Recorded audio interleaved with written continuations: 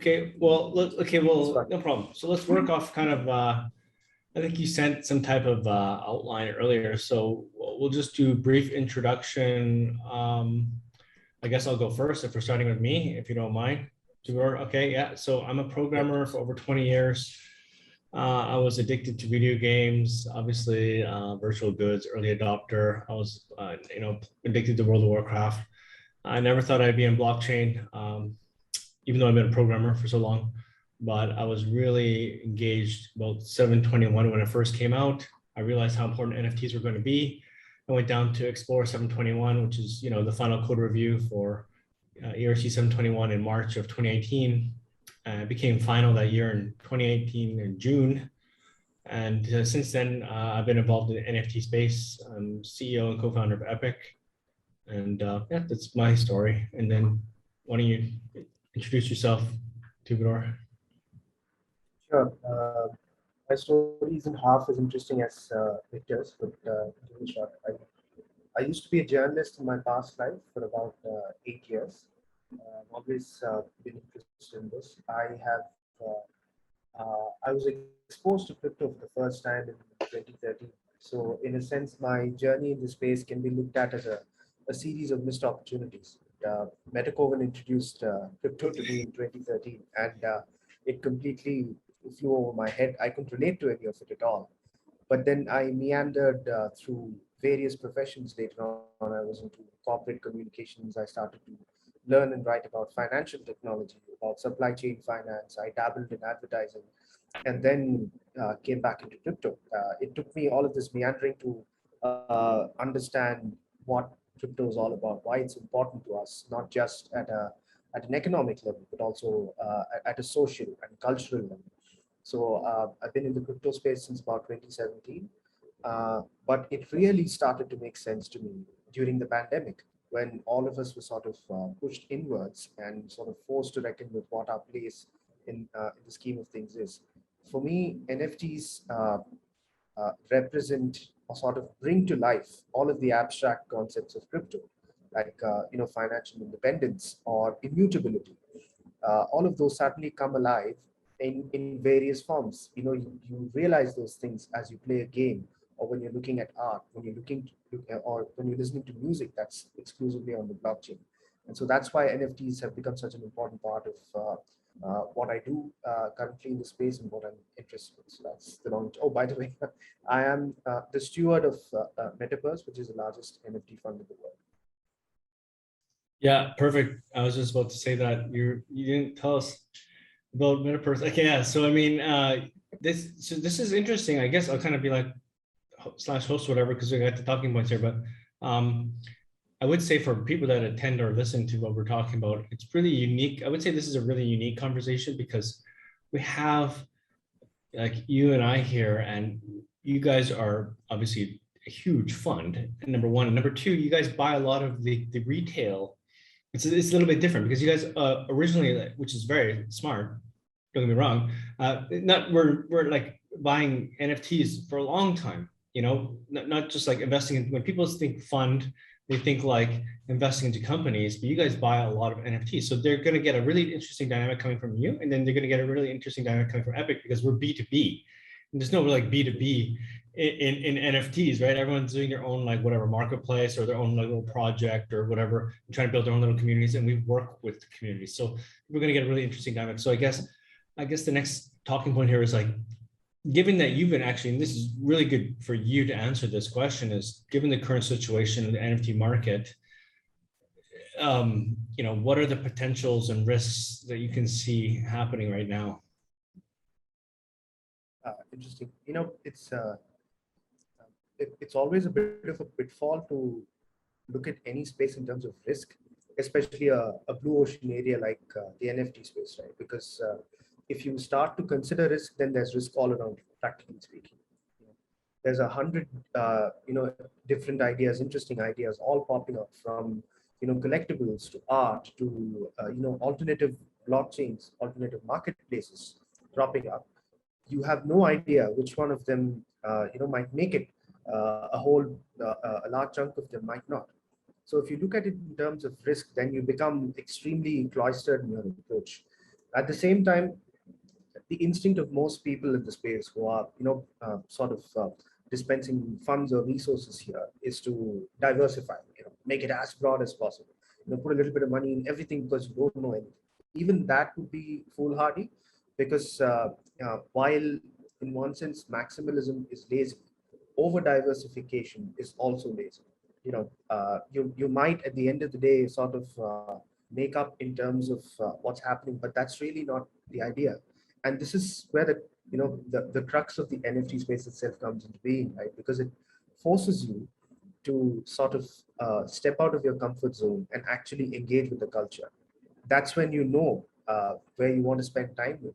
So it all boils down to the kind of people that you want to spend time with, the kind of people that you want to hang out with, and that's where you end up, investing. That's where you end up, buying NFTs from or for. And I think it might sound counterintuitive, it might sound a little cheesy even, but I think you ought to invest in spaces where you'd like to hang out yourself. That's Yeah, the underlying philosophy. for sure. I love that answer. And yeah, I guess from my point of view, same thing. It's normal. I mean, Yeah. it's price discovery. I mean, that happens in anything. Like, people talk about our token sales. People talk about that in stocks, IPOs. Like, when there's a market, there's price discovery, and it's going to be booming, and sometimes it's not going to be so hot, right? I mean, that's just a normal thing, especially something emerging as mainstream as NFTs are right now. And I think it's just people learning to differentiate. I guess it's like merchandising now, and basically merchandising digital goods versus like physical goods. Like, people have a baseline for how much a t-shirt costs. No one really knows the baseline for a profile picture, right? I mean, what is that going to be, right? Yeah. So it's really differentiating between like what's an investment, what is utility, what is pleasure, like all these, like, what is culturally, based on that. Like, so I think that's just totally normal, and it's not not anything unusual. And I think it goes to the next question, which is in our talking points here, which is like, well, then it's a bubble, right? And I'll go first here. I don't think it's a bubble. Yeah. NFTs are going to become the foundation of ownership, and combine that with decentralization. Then you have the model to scale beyond any single organization, which will lead to, which is the next conversation point everyone talks about now as they adopt NFTs, the metaverse, right? So I don't think it's a bubble at all. What do you think? Is this a bubble, Twobadour? No, I think we're way beyond that. We've been calling crypto and Bitcoin a bubble for about 10 years now. Maybe it's not. Maybe it's time we moved away from that question. But that said, I think NFTs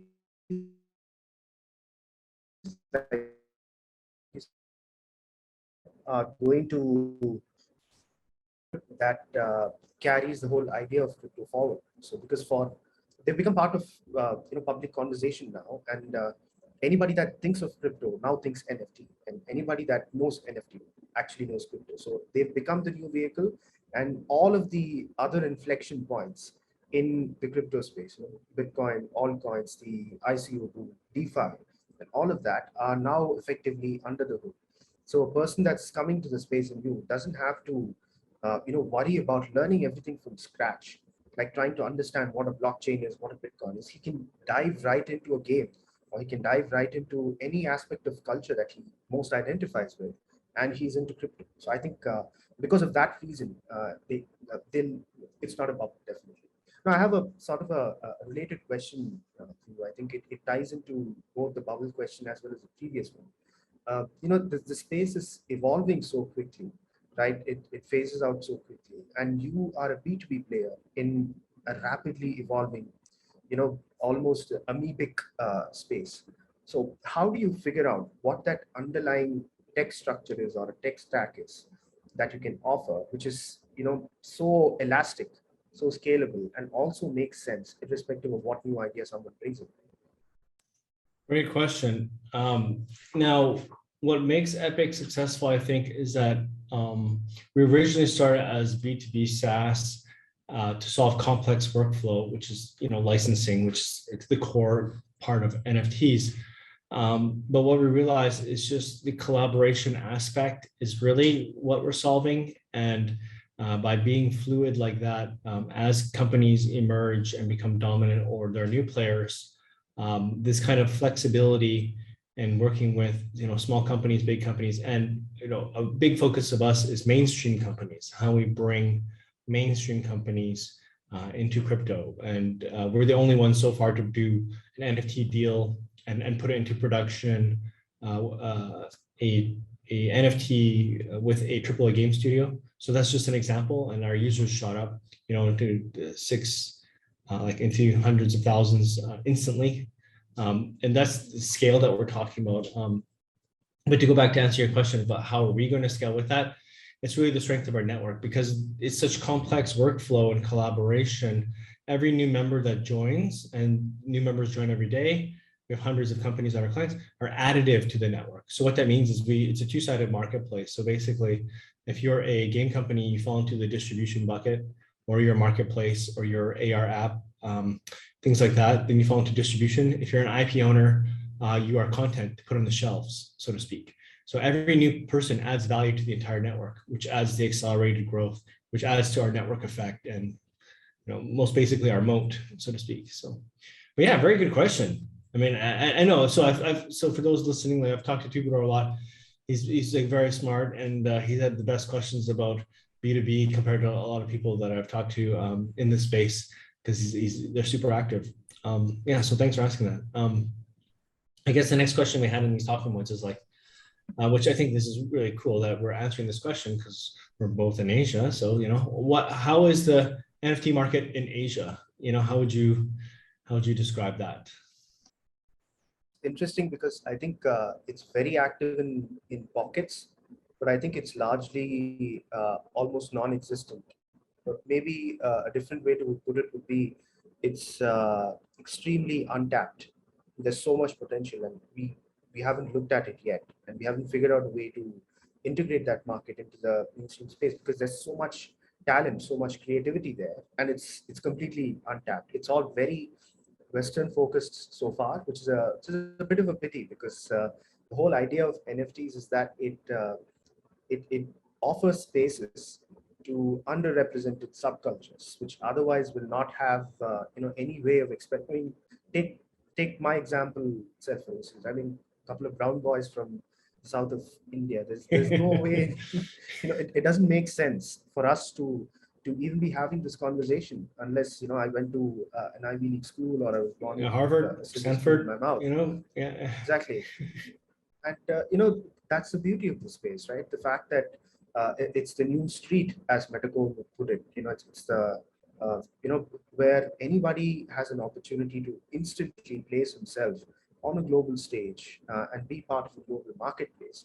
And we still haven't tapped that. And the sad part is, I think it's because of the same cultural difficulties, whether it comes to language or something. I think those are easy problems to solve. And once we do, I think we will see a real explosion of not just the number of people that come in, but also the variance of creativity that we're going to see in the space.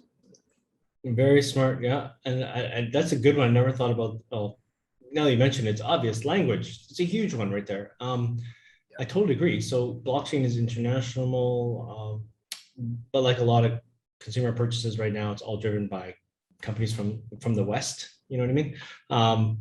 But the same thing can be said about Asia. I think, like you said, it's finding its path because I mean, when you look at merchandising, same thing. Like Asia has this market or competes at the level of, I guess you want to say like not really on quality, but like pricing, is a lot of the ways that Asian countries compete on, international goods, right? Is pricing strategies. Yeah. So that poses a new question for the Asian markets. And then how are they going to take advantage of what's going to happen? But like you said, they have a huge advantage when it comes to culture, which is really what NFTs are about now. And they have hugely populous countries compared to the West. There's way more people, right? Indonesia, India, like these are insanely populous places. And as long as they can figure out and appeal to the culture, then now all of a sudden the Western idea of quality, where does that come in anymore? Because it's just digital, right? And then they're buying things that are culturally appropriate for their local demographics. So I think it's really about, like you said, them finding their path on this, but the potential is so untapped, right? I mean, it's going to be amazing. And then, okay, so being, you guys are NFT experts. The next question here is kind of like, why are NFT people enthusiasts? Yeah, NFT experts and enthusiasts, but why are people confused about NFTs still? Yeah, what do you think? Why are many people still confused about NFTs? Well, it's new, and NFTs don't make it any easy for people. I mean, NFTs can be anything. That's very convenient for people that understand the blockchain and want to do something in the space. But that's very frustrating for someone who wants to, get a sort of a fixed definitions of what an NFT is. One day you tell them an in-game asset like a sword is an NFT. Another day you tell them a piece of land is. One day you tell them, Yeah. an NFT can represent a bottle of sake. I mean, Yeah, it blows the mind, doesn't it? So I think that's one of the reasons why. But I think beyond the confusion, there is still a very healthy layer of acceptance. People are okay with it, even if they don't instantly get it. They can still engage with it, and that is very useful. That's very powerful. They can't do that with DeFi, for instance. And if you don't get it, yeah, you're yeah, not going to touch it because yeah, it's exactly. impossible. You're going to lose all your money and all that. But with NFTs, if someone points to a work of art and says, that's an NFT, I don't get it, but cool, it still looks good. I'd jive. What's your understanding of it? Yeah, I think exactly. I think everything you said there is exactly on point. It's super confusing in some aspects until they wrap their head around it. But I mean, the obvious one would be technical, like payment methods, onboarding, just typical blockchain stuff, right? Transferring possessions, multiple blockchains that can be NFTs. Like that's adding more complexity to. Then they go like, oh, OpenSea. I want to take my NFT on Polygon, put on, this, that, or, it's just different chains and different things like that. So there's obviously technical hurdles, number one. But conceptually, it's the exact same as virtual goods, and it takes a while for people to adopt that. Like in terms of, I think, the meaningfulness, like why would someone spend money on a JPEG, right? I mean, what's a profile picture? Who cares? Why are penguins, apes, why are they so hot? But it goes down to like the same thing as virtual goods when people are selling in-game items for the first time. I mean, it's just people spend money where they spend their time, and like the signaling that you would get in like these fantasy games. Like I played World of Warcraft, and you have this like crazy pseudo armor. People are like, you just stand in the middle of the game center, and everyone just like is bowing towards your character, like, oh my god, this guy. And now it's just signaling the same thing. Now it's apes, right? I mean, it's just, and people are spending their time on Twitter. I mean, that's the thing, right? That's the thing to have.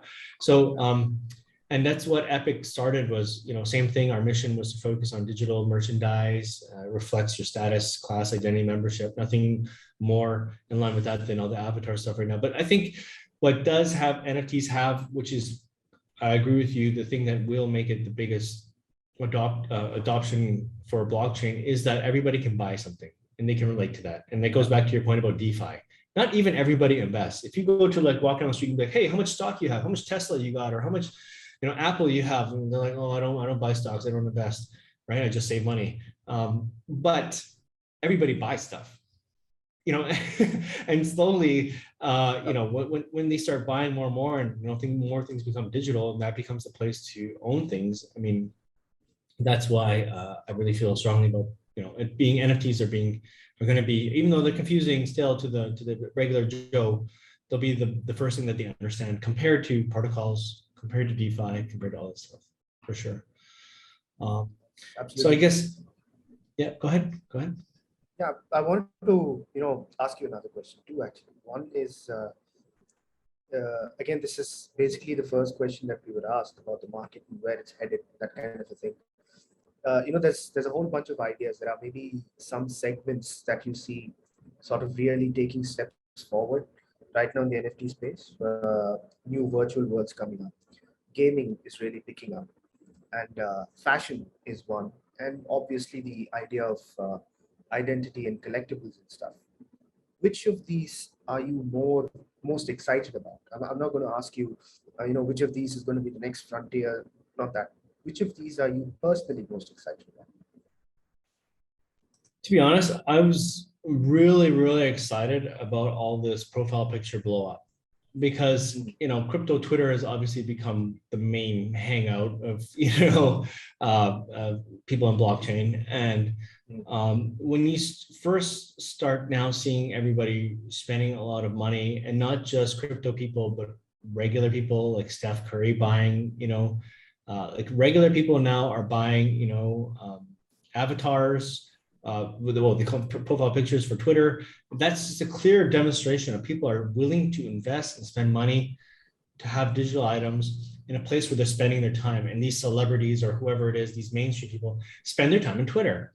And now they're seeing more and more cartoon profile. And now it's like, now they can assume this persona that's not them, and it's not a picture of my face. My face still has my Twitter. But I mean, other people, that's not their identity anymore. They want their identity to be, Justin's son, who's an investor in our project. Actually, is like, he's got the laser eye rock, or now he's got a Tron CryptoPunk.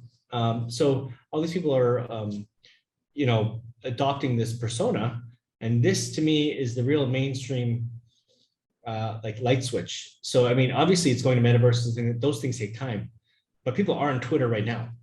Soon it's going to be not just Twitter; it's going to be Facebook. Soon it's going to be Instagram. People are going to slowly start playing. Why does this guy have a rock on his Instagram? Like right now, like why does the guy have this brown rock on his Instagram? Well, that picture's worth $3 million. What? That picture's worth $3 million. How does this happen, right? So I think this is the turning point, really. What about you? What got you really excited so far?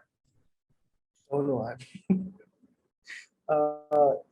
I'm excited about all of these, but yeah, I can relate to the identity project because I've been working with some very interesting people in the AI space and the AR space, which I think have massive and very cool implications when it comes to these identity collectibles, these avatar projects. So that's what I'm excited about.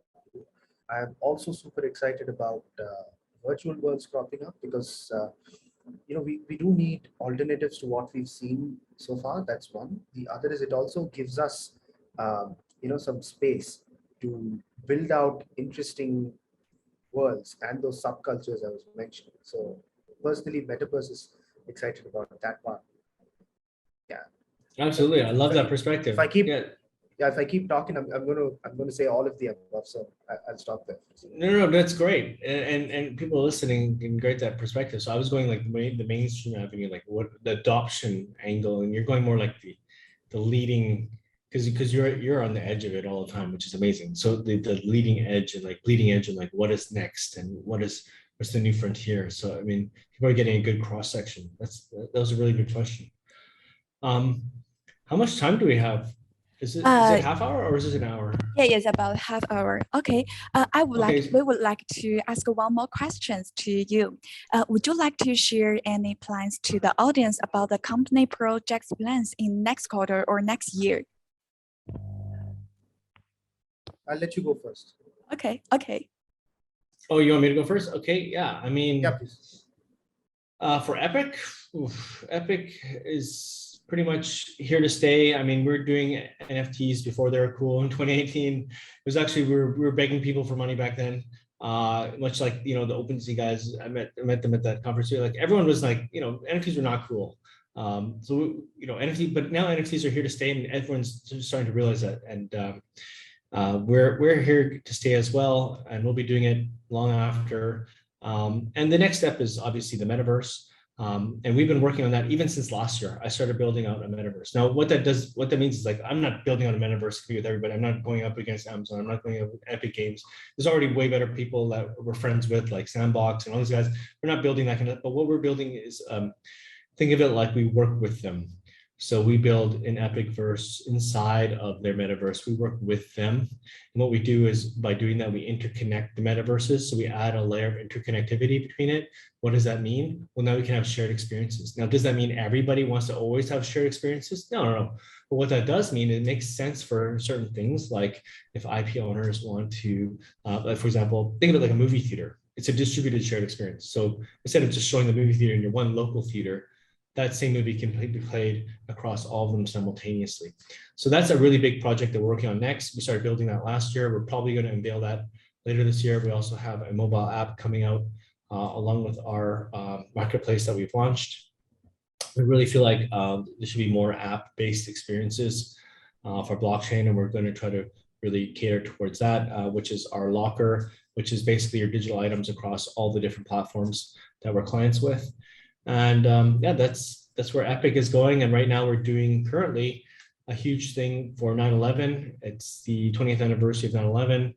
So we're working with that charity, and we did a multi-game charity campaign comprising of Playtika, Ready Games, Sandbox, Atom Universe, and yeah, that's where Epic's doing right now, and kind of what we're doing in the future. What about you, Twobadour? Oh, what are you guys working on? That sounds awesome.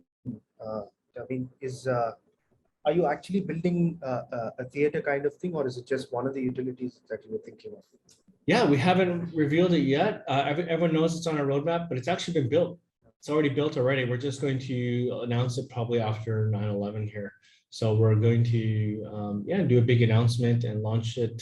It's not it's conceptual still, but yeah, and then basically we're installing it, think of it like that, into different metaverses over the next quarter and beginning of next year. So hopefully we're in 3 or 4 places by this time next year. There'll be an Epik verse inside of other metaverses. Yeah.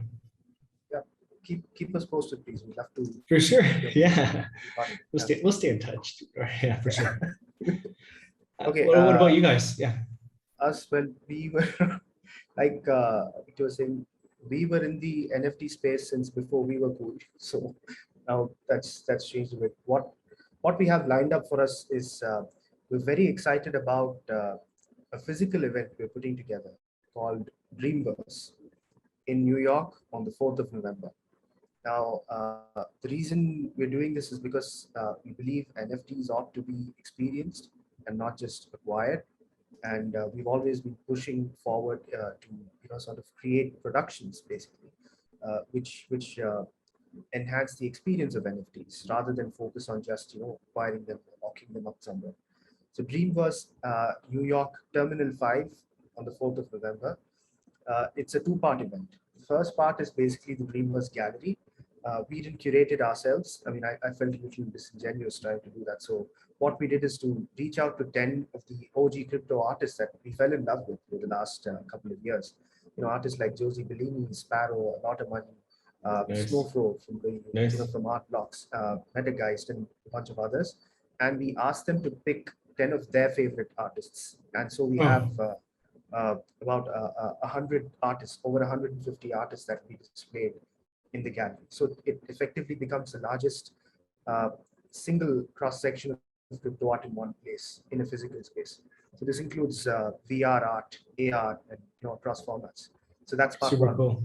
Super cool. And later on in the evening, it's going to be an EDM party headlined by Alesso and opened most likely by RAC and Tizenbank. So wow, it's just to establish that NFTs beyond being vehicles of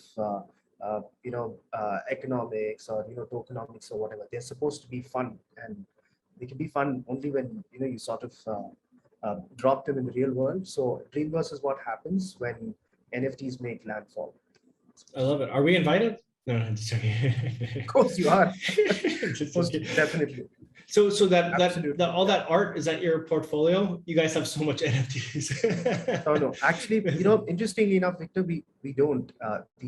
The number of NFTs that we own is not very significant. It's just that we whether it comes to NFTs or investing in enterprises, we tend to cherish the few that we have and to focus a lot of attention and time on those. So it seems like we have a lot. So in a sense, so the number of NFTs is small, but they are all to us culturally very significant. So this Dreamverse does not include our portfolio as such. It's just up to the artists what they want to bring to the space. And it's not a marketplace in that sense, not for sale, but it's a place where you can experience all of those artists in one place. That's all. It's super cool. Super cool. I love it. Amazing. Thanks, man. I'm glad you like the idea. You are definitely invited. So is everybody who's potentially listening to this. We'll publish more details soon. Tickets will be made available via Yellow Heart for one of our sponsors and ticketing partners. We've got Flow, we've got Animoca Brands and Metacask also as our sponsors. So and nice. we're also working with Time, the Time Group. They are part of the event as well.